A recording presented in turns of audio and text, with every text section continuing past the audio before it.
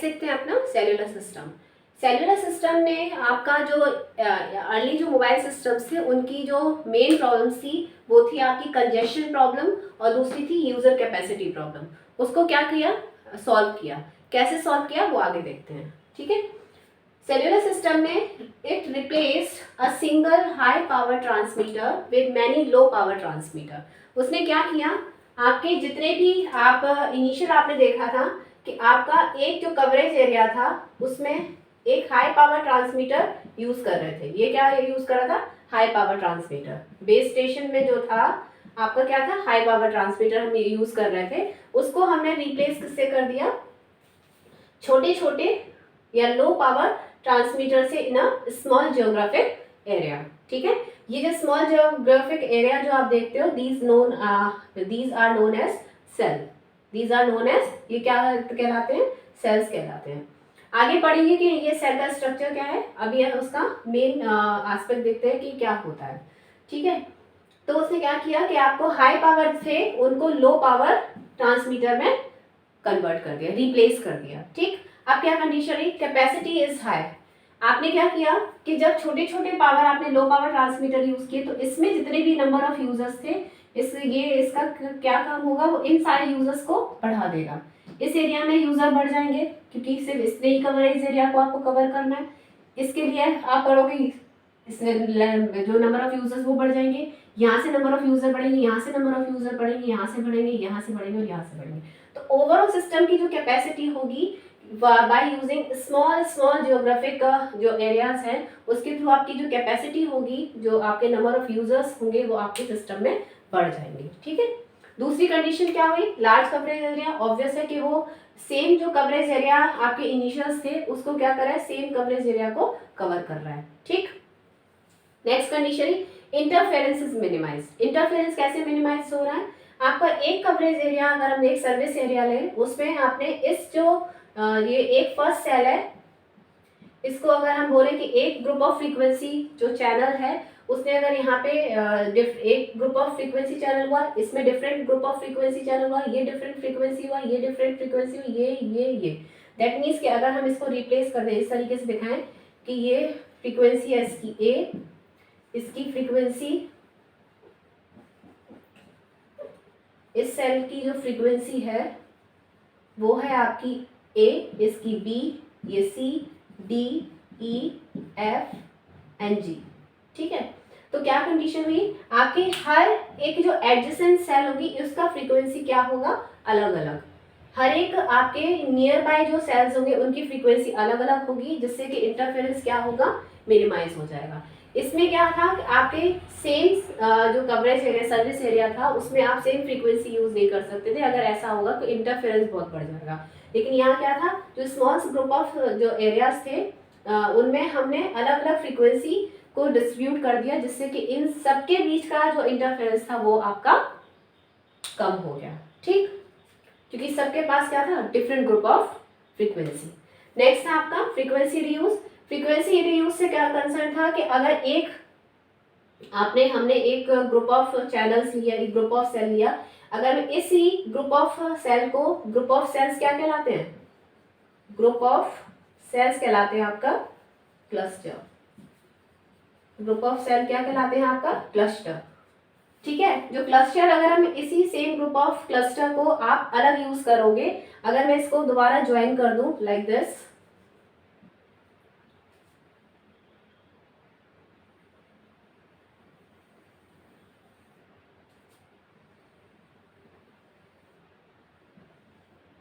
Frequency reuse से मतलब है आपका, अगर हम ये जो ग्रुप ऑफ फ्रीक्वेंसी है, ये जो ग्रुप ऑफ सेल है, ग्रुप ऑफ सेल हमारा क्या कहलाता है, ग्रुप ऑफ सेल्स कहलाता है हमारा क्लस्टर, ठीक है। अगर इस क्लस्टर को आप रिपीट कर दो, ठीक है, तो दैट मीन्स कि आप देख रहे हो कि और विद अ प्रॉपर डिस्टेंस, अगर मैं इस क्लस्टर को देख लेती हूँ तो यहाँ से इसका ये जो डिस्टेंस अगर आप देखोगे, ये एक क्लस्टर ये हुआ क्लस्टर 1 एंड ये है cluster 2, same set of frequency use कर रहे हैं लेकिन विद अ प्रॉपर डिस्टेंस। तो आपका अगर मैं बोलूँ कि ये वाला चैनल और ये इस वाले चैनल को देखें तो ये आपके को चैनल कहला रहे हैं और इनके बीच का भी जो डिस्टेंस है वो प्रॉपर है, जिसकी वजह से ये भी जो इंटरफेरेंस वो क्या होगा आपका मिनिमाइज हो जाएगा। ठीक है, तो इस तरीके से आपने देखा कि फ्रीक्वेंसी कैसे यूटिलाइज हो रही है। ठीक है, फ्रीक्वेंसी कैसे यूटिलाइज हो रही है, फ्रीक्वेंसी कैसे रीयूज हो रही है। Okay, now we are going towards the cell. Cell क्या होता है? सेल जो है वो basically a coverage area of a base station.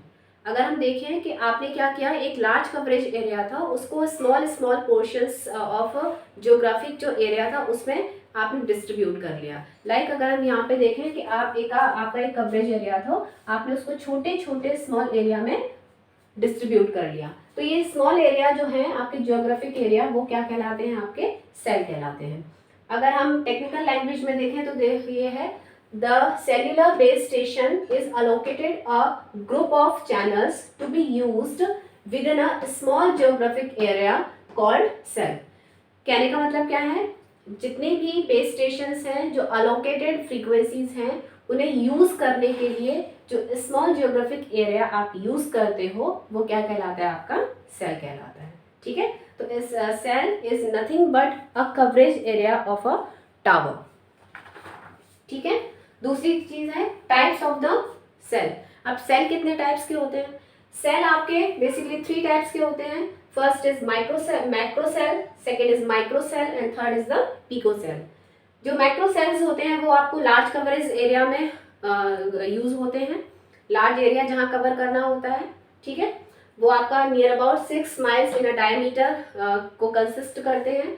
दूसरा है, इसमें ये कंडीशन होती है कि वो हमेशा हाई पावर ट्रांसमीटर रिसीवर को यूज करते हैं। ठीक है, दूसरा है आपका माइक्रो सेल। माइक्रो सेल्स हम हमेशा अर्बन एरियाज में यूज करते हैं क्योंकि वहां पे आपको जो नंबर ऑफ यूजर्स होते हैं वो बहुत ज़्यादा होते हैं। तो उन सारे नंबर ऑफ यूजर को अगर हमें कवर करना है तो हम उसको छोटे छोटे स्मॉल जियोग्राफिक एरिया में डिस्ट्रीब्यूट कर लेते हैं, जिससे कि हमें लो पावर ट्रांसमीटर यूज करके हम उन सारे के सारे यूजर्स को आप कनेक्ट कर पाओ।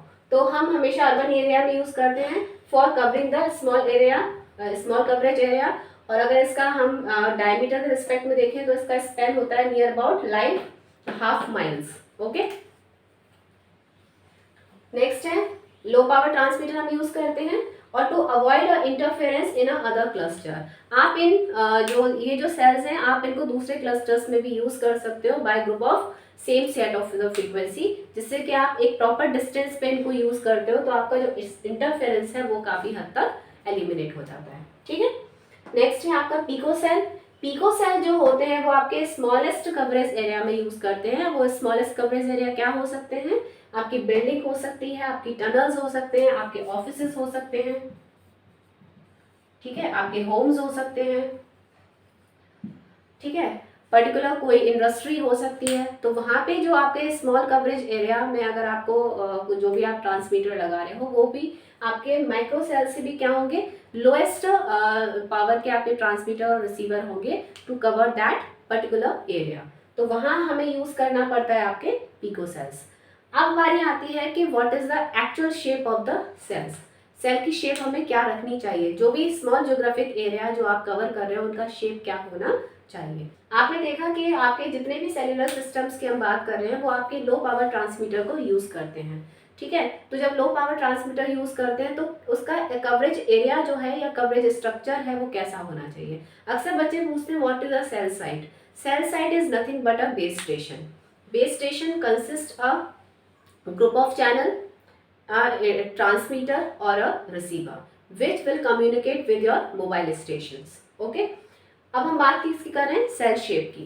तो सेल शेप का अगर हम बात करें तो शेप कैसी होनी चाहिए। शेप का रिगार्डिंग हमने क्यों बोला, एक्चुअली होता क्या है कि जब हम बात करते हैं एंटीना की, तो एंटीना क्या होता है आपका ओमनी डायरेक्शनल। अगर हम एंटीना की बात करें, अगर हम बात किसकी कर रहे हैं, ओमनी डायरेक्शनल एंटीना की, तो ओमनी डायरेक्शनल एंटीना 360 आपको पूरा कवरेज एरिया प्रोवाइड करता है। जब वो पूरा कवरेज एरिया प्रोवाइड करता है तो वो एरिया जो पैटर्न रेडिएटेड पैटर्न होता है वो क्या होता है, सर्कुलर क्रिएट करता है। ओमनी डायरेक्शनल जो एंटीना है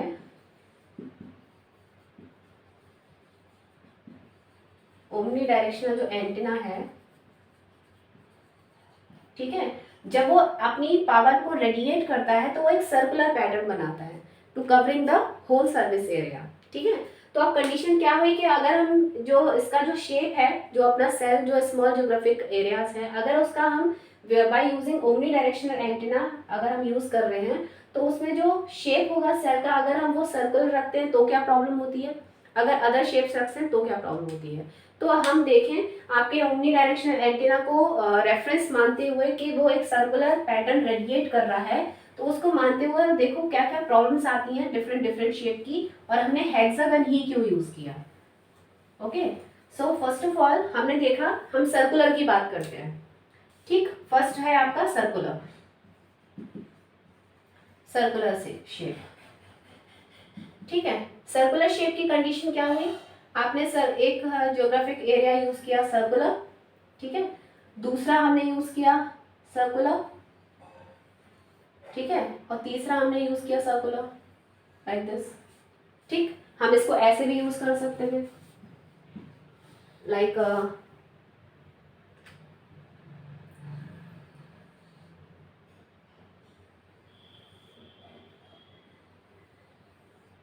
दिस वन, ठीक है। तो कहने की कंडीशन ये हुई कि आप शेप ऐसे रखो या ऐसे रखो, तो यहाँ पे आप देख रहे हो कि ये ओवरलैपिंग हो गई, तो ओवरलैपिंग होगी तो ऑब्वियस है कि आपका क्या होगा, इंटरफेरेंस होगा, ठीक है। अगर आप शेप अपने सर्कुलर पाथ की इस तरीके से रखते हो तो ये जो आप देख रहे हो कि यहाँ नो कवरेज एरिया, ठीक है। अगर सेल आप सर्कुलर रखते हो और इस तरीके से अरेंज करते हो तो एक पोर्शन ऐसा आएगा जहाँ पे कुछ भी आपके कोई भी टावर नहीं होगा, जो आपके जो कॉल की ड्रॉपिंग इस एरिया में सबसे ज्यादा बढ़ जाएगी। तो हमने देखा कि हम ये जो सर्कुलर पार्ट था या सर्कुलर शेप थी, हम उसको कंसिस्ट नहीं कर सकते। अब हमने देखा कि सर्कुलर में यूज तो क्योंकि ओमनी डायरेक्शनल एंटीना यूज करें तो हम पूरे सर्कुलर पाथ जैसा ही हमें कुछ स्ट्रक्चर चाहिए। फिर हमने ये इसका ड्रॉबैक हुआ कि पहला वो ओवरलैपिंग बहुत होगी और यहाँ पे क्या होगा, नो कवरेज एरिया, ठीक है। सेकंड कंडीशन हमने यूज की अपने किसकी, आपके स्क्वायर की, ठीक है। अगर स्क्वायर की हम बात करें तो स्क्वायर को देखो एक सर्कुलर पाथ के रिस्पेक्ट में ही हम देख रहे हैं, ठीक है। अगर सर्कुलर पाथ के रिस्पेक्ट में देखो तो ये है, अब आप देख रहे हो अगर हम एक पोर्शन देखें लाइक दिस, तो ये जो पोर्शन आप देख रहे हो ये सर्कुलर पाथ सॉरी ये स्क्वायर पाथ से छूट जाएगा, मीन्स ये क्या हो जाएगा, वेस्ट हो जाएगा। इसमें आपके टावर जो है जो रेडिएटेड पैटर्न है वो इन एरिया को कवर नहीं करेगा, जिसमें जो भी यूजर एग्जिस्ट करेंगे वो आपके प्रॉपर एंटीना कवरेज एरिया में नहीं आएंगे और उससे बाहर हो जाएंगे और आपकी कॉल की कनेक्टिविटी कभी भी नहीं हो पाएगी। इसलिए स्क्वायर भी हमारा क्या हो गया, बेकार हो गया, ठीक है। अगर हम इसकी कंडीशन देखें, इसी सेल्स को अगर हम देखें इस तरीके से कवरिंग इसकी करें तो ये कवरिंग तो करेगा, ठीक है, लेकिन कंडीशंस क्या होगी, इसके बीच में बहुत ही स्मॉल ज्योग्राफिक एरिया जो है, हम अगर हम बोले कि हम बहुत ही नंबर जो कैपेसिटी होगी आपके यूजर्स की वो काफी हद तक कम हो जाएगी। ओके, नेक्स्ट है आपकी ट्राइंगुलर, इक्विलेटरल ट्राइंगुलर।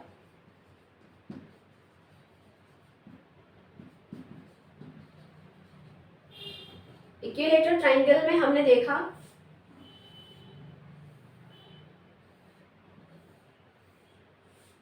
हम सारे सर्कल के बाद में बात करें क्योंकि we are talking about the omnidirectional antenna, ठीक है।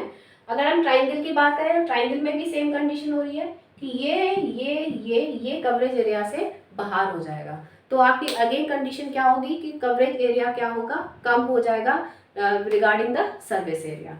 अब हम बात किसकी कर रहे हैं, हेक्सागन की। अब हम बात किसकी कर रहे हैं, फोर्थ कंडीशन है आपकी हेक्सागन, ठीक है, हेक्सागन। नेक्स्ट हम बात कर रहे हैं हेक्सागन। हेक्सागन की कंडीशन क्या हुई, अगर हम उसके कवरेज एरिया के रिगार्डिंग बात करें with respect to a circular path,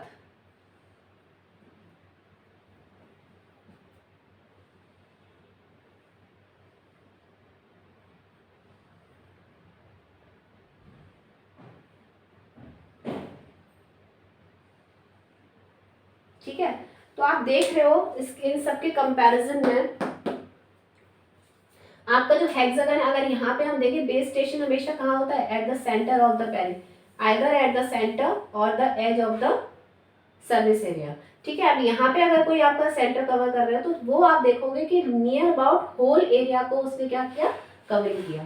तो अगर हम देखें कि coverage area of the hexagon, triangle and the square is near about, अगर इसके रिगार्डिंग बात करें तो ये कवरेज एरिया होगा नियर अबाउट 67%, ये एरिया कवर करेगा नियर अबाउट 77.7% नियर अबाउट।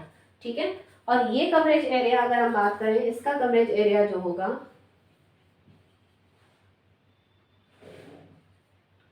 ये सब किसके रिगार्डिंग है, सर्कल के, इसका होगा near about 83%। That's why this hexagon structure is basically used in a cellular system to covering the near about whole area of a omnidirectional antenna। ठीक है, तो सर्कुलर यूज करने का कंडीशन ये था कि इसमें क्या था, हमारी जो ओवरलैपिंग हो जाती थी और कवरेज एरिया हमें नहीं मिलते थे, कुछ कवरेज एरिया नहीं मिलता था। अगर हम इसमें देखें तो इसमें से 63% सर्विस एरिया कवर हो रहा था और इसमें से 77 पॉइंट्स कवरेज एरिया। तो इसलिए हमने सबसे ज़्यादा यूज़ किया वो क्या था आपका hexagon, which is near about 83% of the area coverage by which we can improve your capacity of the system also। So ये है था आपका cell shape, cell structure and the cell site. जो मैंने आपको बोला कि सेल साइट क्या है, सेल साइट इज नथिंग